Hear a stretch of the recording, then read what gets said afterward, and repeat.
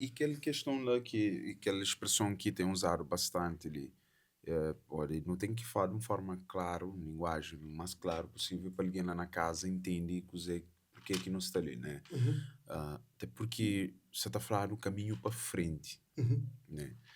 Bom caminho para frente, mas a boa para frente, eu tenho que mostrar que caminho eu tenho traçado lá de certo, trás, o que é que eu certo, tenho feito, o que é que eu tenho plantado, com o dinheiro, para não poder continuar nesse caminho ser seguro, né? certo, Pô, se um caminho que é viável, não está mudando de caminho. certo.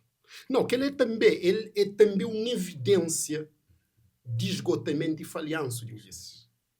Lema e mais 4 recados que foi enviado para a sociedade.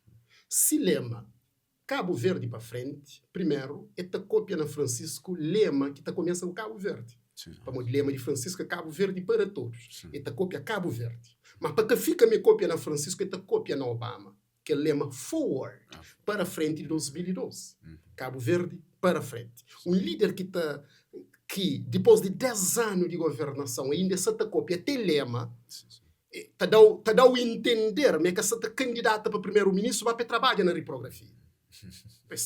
É por ele máquina de fotocópia, vai fazer fotocópia. Então isso te mostra completamente esse esgotamento, mas também tem recados. A hora que um copiloto, Simolavo Correia, que é vice-presidente de MPD, e se vice-primeiro-ministro, que está à frente de tudo que os dossiês, principais dossiês no país, a hora que próprio copiloto te rejeita e entra no avião. Yeah. Boa de barco, de avião, Você de tem barco, de tudo. sempre passageiro que podia entrar naquele avião, ou naquele barco. Ah, o braço direito, que está com, que se acredita Claro. no... O copiloto rejeita e entra. Mode que passageiro estava a entrar. É um lugar perigoso, nunca pode entrar, Sim, nunca pode sim, votar no sim, Ulisses. sim, sim. Para o próprio Lavo que entra nessa lista. Mas também não tem que os outros tripulantes de peso. Sim, Você entende? Não tem que os outros assistentes de bordo de peso. sim, Não tem caso de Paulo Veiga, sim.